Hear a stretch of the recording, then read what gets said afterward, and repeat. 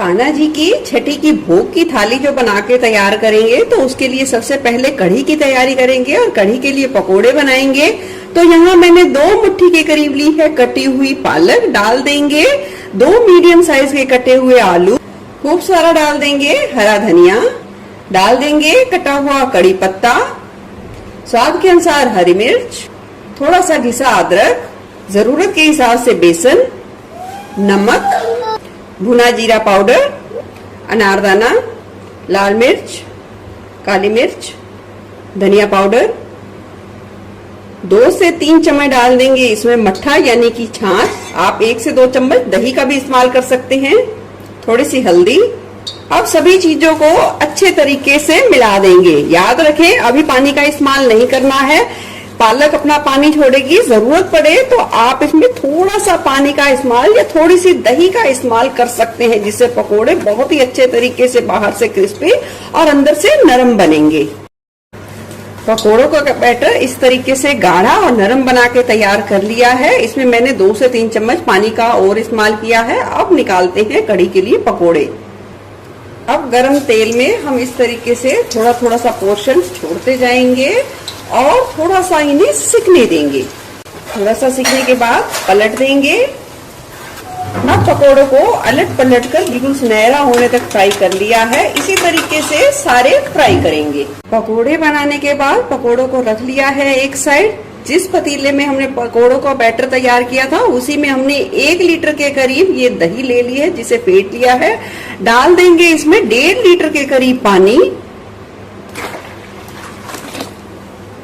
डाल देंगे इसमें आधी कटोरी के करीब बेसन, घिसा हुआ थोड़ा सा अदरक, आधी चम्मच हल्दी, कुटी हुई काली मिर्च, लाल मिर्च, 1.5 चम्मच नमक या स्वाद के अनुसार, 2 छोटी चम्मच के करीब धनिया पाउडर। और सभी चीजों को अच्छे तरीके से मिला लेंगे ताकि कोई भी गुठली ना रहे। कढ़ी का घोल अच्छे तरीके से फेंट के तैयार कर लिया है। अब हम इसमें डाल देंगे 1 चम्मच के करीब तेल या घी, जिसमें भी आप बनाते हैं उसी का आप इस्तेमाल कर सकते हैं। याद रखें वो पिघला हुआ होना चाहिए, इस बात का ध्यान रखें।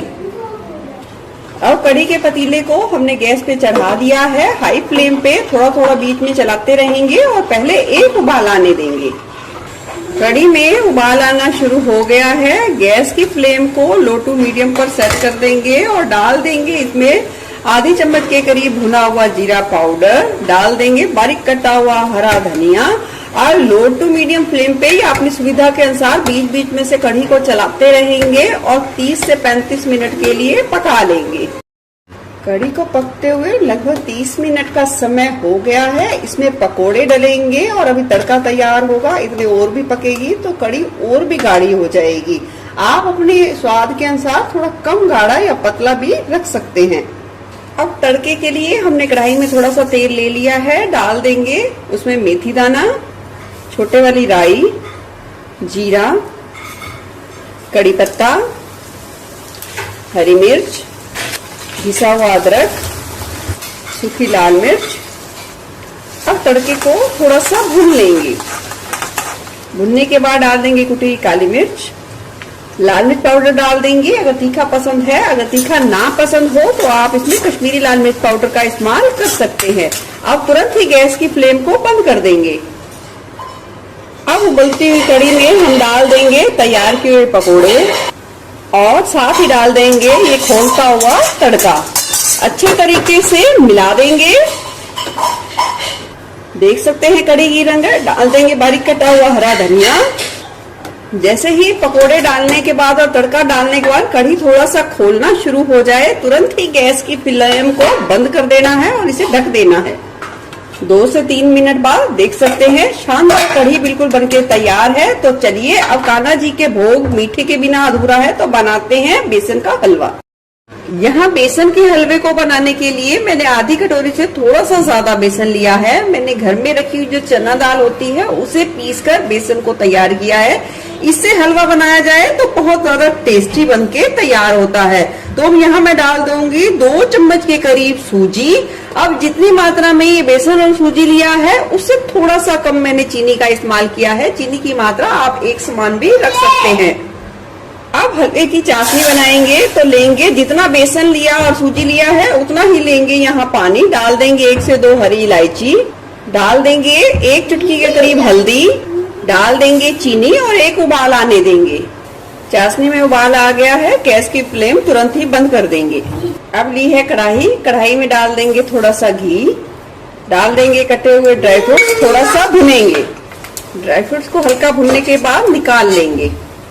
अब जितना बेसन और सूजी ली है उसका आधा हमने टोटल घी ले लिया है, यानी कि इसमें थोड़ा सा घी और मिला दिया है। गैस की लो फ्लेम कर देंगे और चलाते हुए हम अच्छे तरीके से भुनेंगे। पूरी प्रोसेस में गैस की फ्लेम को बिल्कुल लो पर रखना है और लगातार चलाना है। जैसे जैसे बेसन भुनेगा वो इस तरीके से थोड़ा सा पतली कंसिस्टेंसी में आ जाएगा और अच्छी खुशबू भी आने लग जाएगी और बिल्कुल अपने वेट से हल्का हो जाएगा। बेसन अच्छे तरीके से भुन गया है, इसे इस तरीके से चलाते भी रहेंगे और तैयार चाशनी को थोड़ा थोड़ा करके डालते रहेंगे। कड़छी आपकी रुकनी नहीं है, नहीं तो गांठें बन सकती हैं। ये देखिए इस तरीके से थोड़ा थोड़ा सा डालते जाइए और इस तरीके से अब अच्छे तरीके से चलाते रहिए। हलवे को थोड़ा सा गाढ़ा होने दीजिए। अब आप पूछेंगे मैंने हल्दी क्यों डाली? मैंने कलर का इस्तेमाल नहीं किया क्योंकि कलर का ऑप्शन अनहेल्दी है, तो इसलिए मैंने हल्दी का इस्तेमाल किया।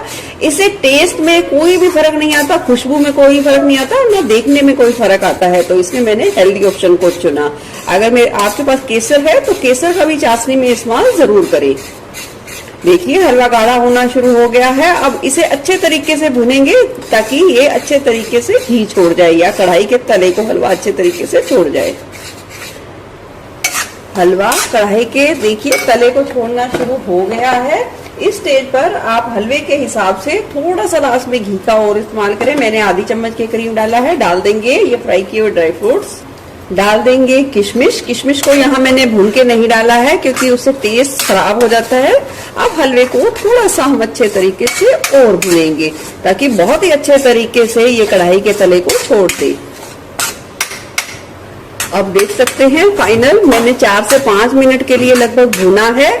जितना आप हलवे को अच्छे तरीके से लास्ट में भुनोगे उतना ही वो दानेदार बनेगा, उतना ही उसका टेस्ट और टेक्सचर बहुत ही अच्छे तरीके से उभर कर आएगा। तो चलिए अब हमारी कढ़ी भी बिल्कुल बनके तैयार है और हलवा भी बिल्कुल बनके तैयार है और चावल भी। अब लगाते हैं कंप्लीट थाली। लग गई कान्हा जी की छठी की थाली। लगा दी है प्लेट में खिले खिले चावल और ये पंजाबी तरीके से बिना लहसुन बिना प्याज की ये पकोड़ा कढ़ी और साथ में ये बेसन का हलवा। क्योंकि ये कान्हा जी की भोग की थाली है जो तुलसी दल के बिना बिल्कुल अधूरी है, तो रख दिया है हमने उनका प्रिय तुलसी दल और ये जल। आपको भी